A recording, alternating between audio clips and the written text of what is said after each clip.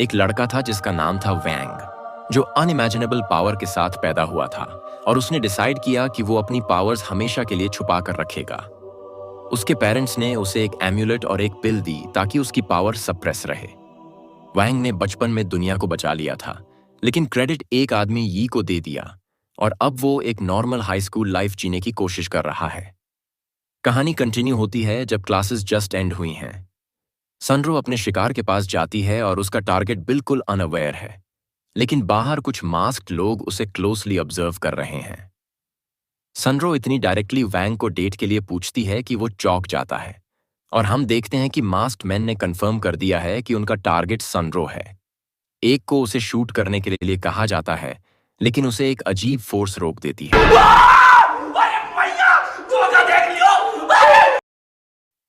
वैंग से कोई रिस्पॉन्स ना मिलने पर सनरो डेस्परेटली उससे कहती है कि वो उसे डेट करे।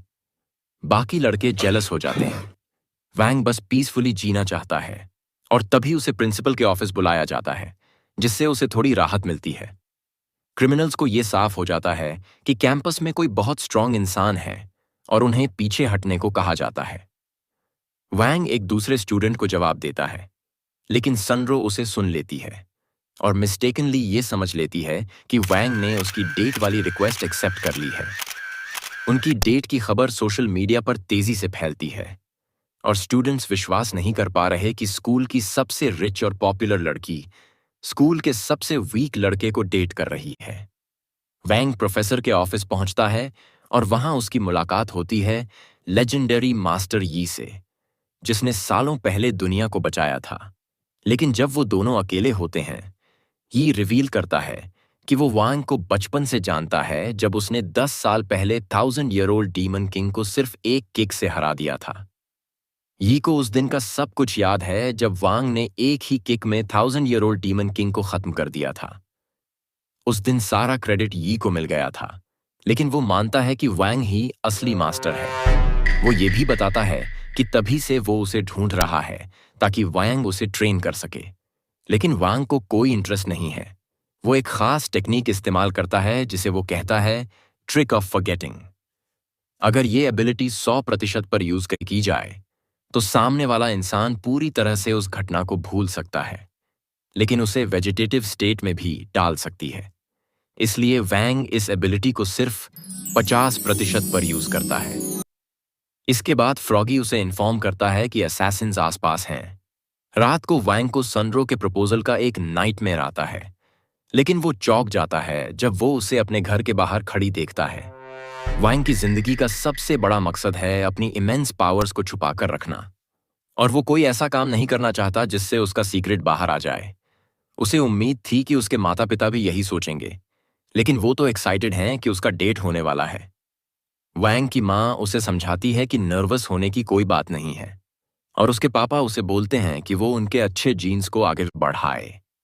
फिर रिवील होता है कि सनरो ने उसके पेरेंट्स को मना लिया है एक महंगे न्यूट्रिशनल पिल्स के बॉक्स से। वैंग का पिता मानता है कि ये पिल्स उसकी माँ को और भी ब्यूटीफुल बना देंगी। उसके माता पिता जबरदस्ती उसे बाहर भेज देते हैं ताकि वो डेट पर जाए, और वैंग साइलेंटली ये सोचता है कि काश फिर से असैसिन्स आ जाएं। अब टैब्लॉइड्स भी इस नए कपल को फॉलो कर रही होती हैं और वही काम असैसिन्स को भी करने को कहा गया है। सनरो उसे एक बहुत बड़े अम्यूजमेंट पार्क ले जाती है जो उसकी फैमिली का है और जो उसने सिर्फ इस एक दिन के लिए पूरी तरह खाली करवा दिया है। वो अपने गार्ड्स को पीछे हटने को कहती है और वैंग को कहती है कि आज वो ही उसे प्रोटेक्ट करेगा। थोड़ी देर बाद असैसिन्स उस पार्क में गार्ड्स को बाहर कर देते हैं और कपल अपनी पहली अट्रैक्शन तक पहुंचता है।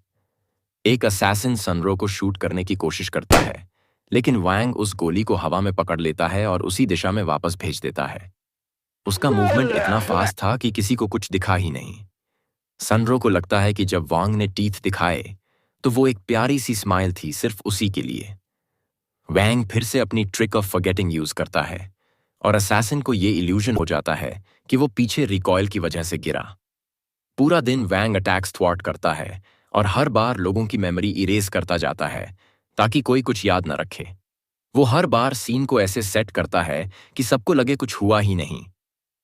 फिर वैंग को आखिरकार एक ऐसा अट्रैक्शन मिल जाता है जो उसे पसंद आता है। और वो सोचता है कि अब शायद थोड़ी शांति मिल जाए। लेकिन असैसिन्स अभी भी उनका पीछा कर रहे होते हैं और फेरिस व्हील तक पहुंच जाते हैं।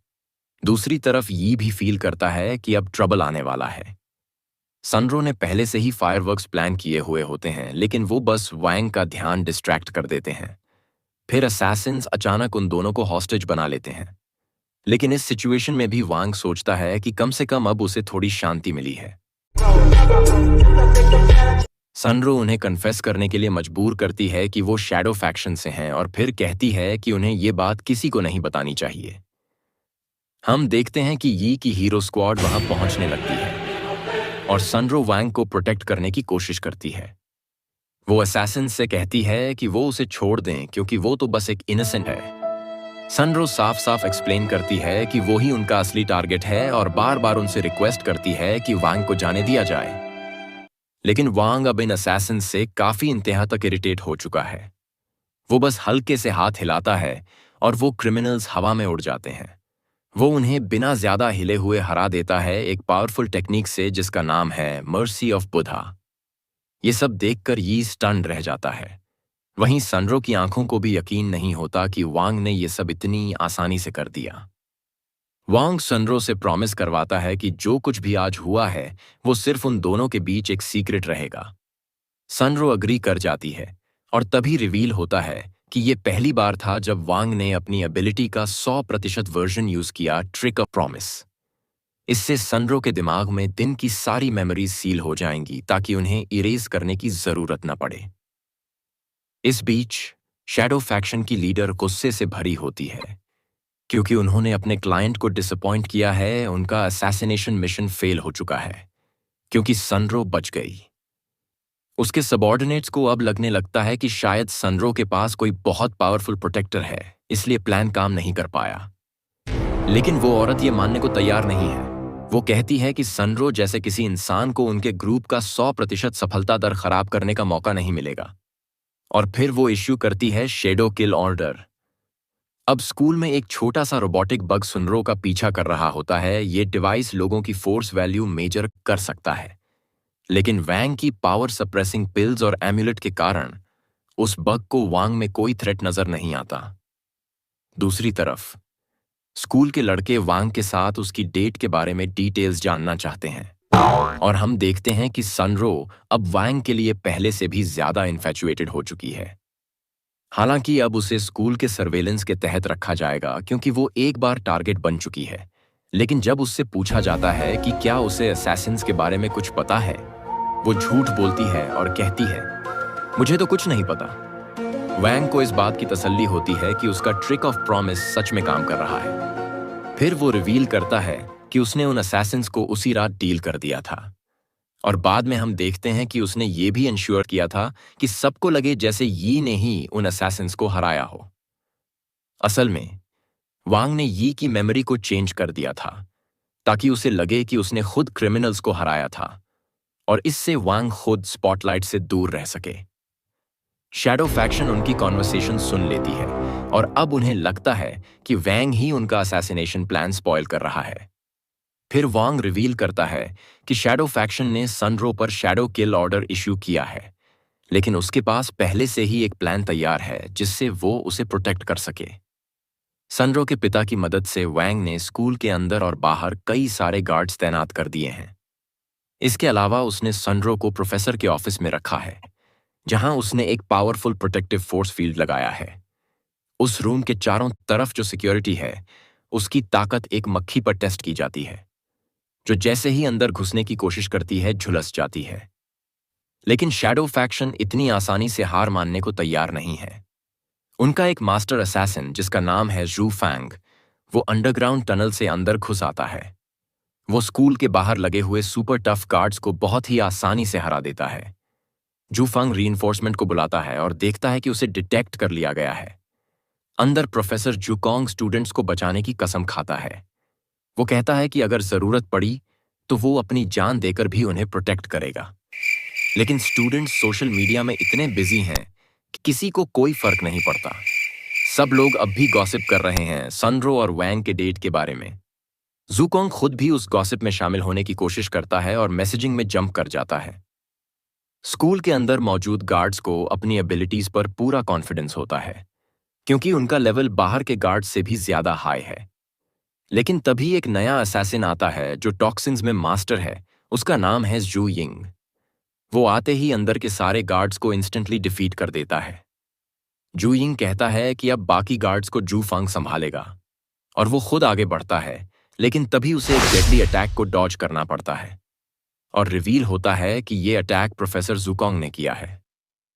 अब शैडो फैक्शन की बॉस स्क्रीन पर देखती है कि रूम में सिर्फ 5 लोग बचे हैं, और उनके सबसे खतरनाक असैसिन जू जियन फाइनली कहता है कि वो अब अटैक करने के लिए रेडी है। जू जियन एक ऐसा असैसिन है जो अपनी प्रेजेंस को पूरी तरह कंसील कर सकता है, यानी उसे कोई देख या डिटेक्ट नहीं कर सकता। उसके पास एक मैजिकल हैमर है जिसमें इनॉर्मस पावर है। वो पिछले काफी समय से पावर गैदर कर रहा है, और अब उसका प्लान है कि वो एक ऐसा अनस्टॉपेबल अटैक अनलीश करेगा जो मास्टर यी के सील को भी चकनाचूर कर देगा। ठीक उसी समय वांग को पता चलता है कि उसने काफी सारे ड्राई नूडल्स कलेक्ट कर लिए हैं, और अब उसे एक प्राइज मिलने वाला है जो एक ड्रोन के जरिए डिलीवर किया जाएगा। सभी लोग प्रोफेसर जुकोंग की फाइट देखने के लिए इकट्ठा हो जाते हैं और देखते हैं कि वो एक्चुअली में काफी ज्यादा पावरफुल है। जू यिंग अपने वेपन की ट्रेमेंडस कंट्रोल दिखाता है, लेकिन जुकोंग बिल्कुल भी डरे बिना कहता है कि शैडो फैक्शन सिर्फ ऑनलाइन मिले हुए टॉयज जैसे वेपन्स यूज कर रही है। इस बीच वांग को मैसेज आता है कि उसका पैकेज पास ही में है, और जैसे ही जू यिंग भागने की कोशिश करता है, ख्वान, वांग का साथी, उसे रोक लेता है ताकि वांग अपना पैकेज ले सके। ख्वान उसे जाने देता है क्योंकि जू यिंग वांग का टारगेट नहीं था। जू यिंग को फिर कैप्चर कर लिया जाता है, लेकिन जू फांग बाहर के सारे गार्ड्स को ऑलरेडी डिफीट कर चुका होता है। अब जू फांग फ्रॉगी से दोस्ती करने की कोशिश करता है, लेकिन जल्दी ही उसे रियलाइज होता है कि फ्रॉगी एक्चुअली में उसकी स्पिरिचुअल फोर्स ड्रेन कर रहा है। फ्रॉगी फिर से बड़े रूप में ट्रांसफॉर्म हो जाता है, और अब एल्डरली और कमजोर हो चुके जू फांग को एक ही झटके में हरा देता है। अब शैडो फैक्शन का अंतिम और सबसे खतरनाक असैसिन उनका लीडर बचा है, लेकिन उसने खुद को पूरी तरह से कंसील कर लिया है ताकि उसका कोई ट्रेस न मिले। वो अब भी फोर्स गैदर कर रहा है ताकि मिशन पूरा किया जा सके।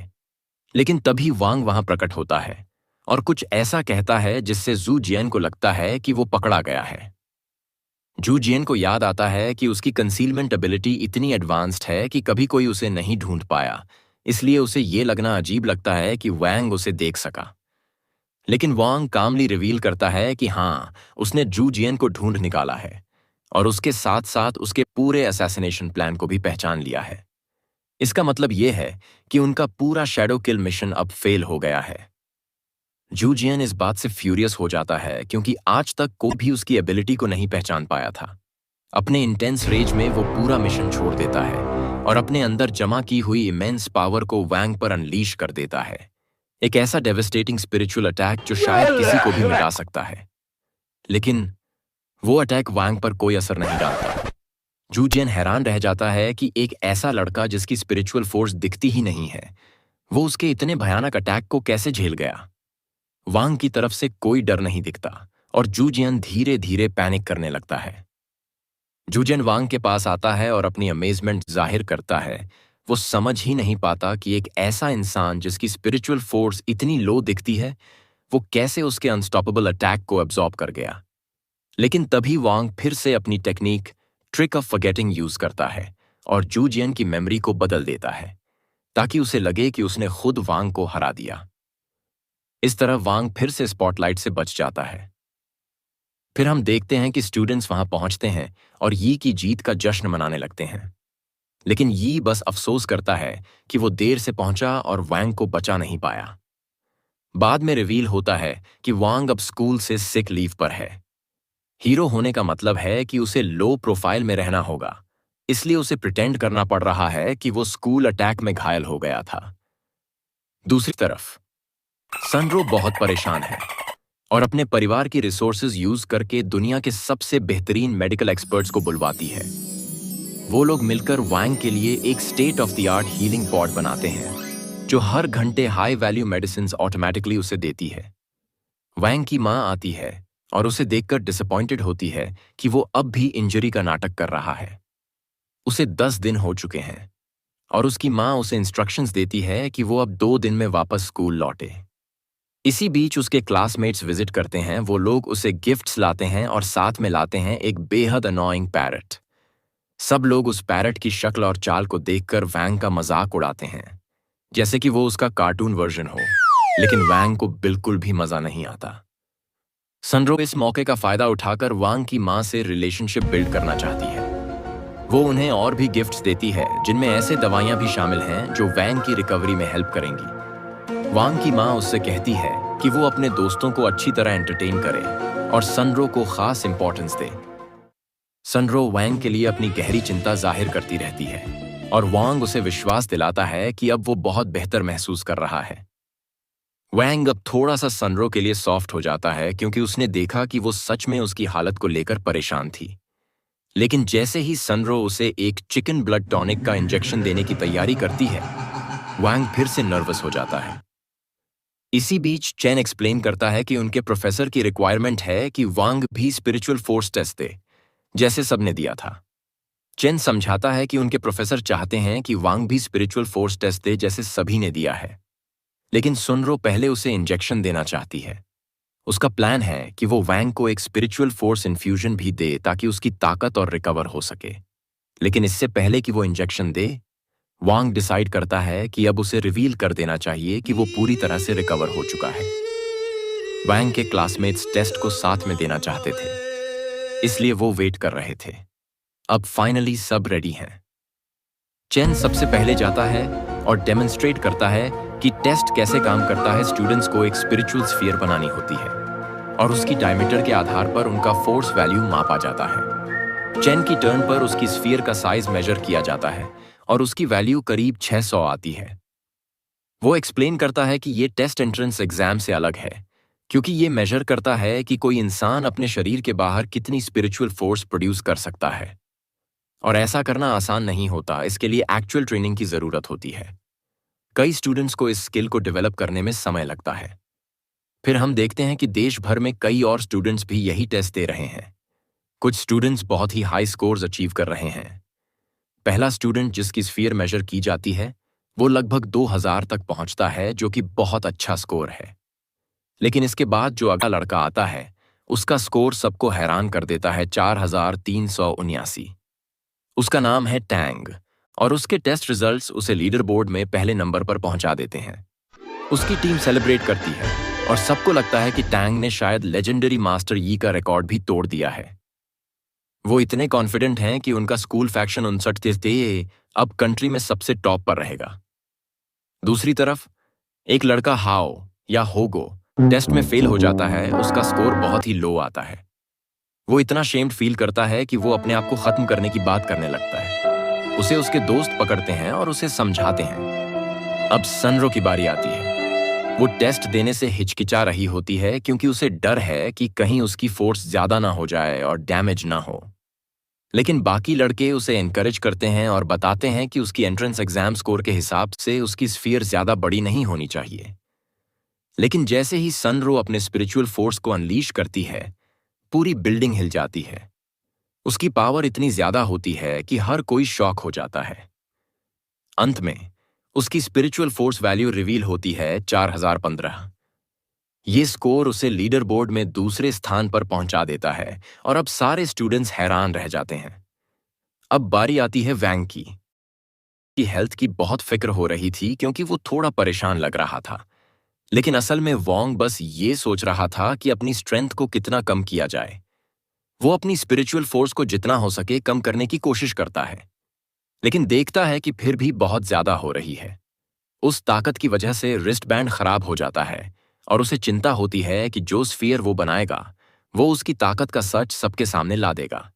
लीडर बोर्ड पर दिखाया जाता है कि वोंग का रिजल्ट नल है, और जब उसके क्लासमेट्स उसका स्फीयर ढूंढते हैं तो पता चलता है कि वोंग ने उसे आउटर स्पेस में छुपा दिया है। सब लोग मान लेते हैं कि नल का मतलब है उसकी फोर्स बहुत कम है, लेकिन फिर भी किसी तरह वो लीडर बोर्ड में सबसे ऊपर आ जाता है। वोंग इसे सिस्टम एरर कह के टालने की कोशिश करता है, लेकिन उसके दोस्त इंसिस्ट करते हैं कि अब तो मान लो कि तुम देश के सबसे पावरफुल स्टूडेंट हो। उसे समझ नहीं आता कैसे रिएक्ट करे, लेकिन लकीली वो लोग मजाक कर रहे थे। बाद में वोंग हेगो से कहता है कि वो अपने एक्सेप्शनल हैकर स्किल्स से रैंकिंग सिस्टम को हैक करे। प्रोसेस थोड़ा अजीब होता है और हेगो कंफर्म करता है कि वोंग असल में चाहता है कि उसका स्कोर 175 सेट कर दिया जाए। फैक्शन 59 के स्टूडेंट्स वोंग के स्कोर की इन्वेस्टिगेशन कर रहे होते हैं, लेकिन उन्हें कोई वैल्यू नहीं मिलती और वो हैरान हो जाते हैं कि इसका मतलब है कि उसकी पावर स्पिल हो गई है। हैगो हैक करने में फेल हो जाता है, लेकिन वोंग बस 8 स्टार्स टाइप करता है और अंदर पहुंच जाता है। फैक्शन 59 की एक लड़की देखती है कि एक और हैकर सिस्टम में है। वो रियलाइज करती है कि दूसरा हैकर क्लमजी है और वो अलार्म ट्रिगर करने वाला है। हैगो को टैंग का नाम स्कोरबोर्ड पर सेकंड प्लेस में दिखता है और वो उसे सबक सिखाने की प्लानिंग करता है, लेकिन वो अलार्म ट्रिप कर देता है और दोनों हैकर्स जल्दी जल्दी बाहर निकलने की कोशिश करते हैं। वोंग का स्कोर तो चेंज नहीं कर पाया, लेकिन उसने टैंग का नाम बदलकर अपने पैरट का नाम बर्डी रख दिया है। फैक्शन 59 के बाकी स्टूडेंट्स आते हैं और अस्यूम करते हैं कि टैंग ने खुद ही अपना नाम एम्बैरेसमेंट की वजह से चेंज कर दिया, क्योंकि उसे एक अननोन बंदे ने हरा दिया। लड़की बताती है कि अगले महीने एक कंपटीशन होगा और उम्मीद करती है कि उन्हें फर्स्ट प्लेस वाले स्टूडेंट से मिलने का मौका मिलेगा। टैंग गारंटी देता है कि वो उसे ढूंढ निकालेगा और उसे मजबूर करेगा ये साबित करने के लिए कि वो फर्स्ट प्लेस डिजर्व करता है। और यहीं ये वीडियो खत्म होती है। याद रहे, लाइक और सब्सक्राइब जरूर करें और अगली बार फिर मिलते हैं।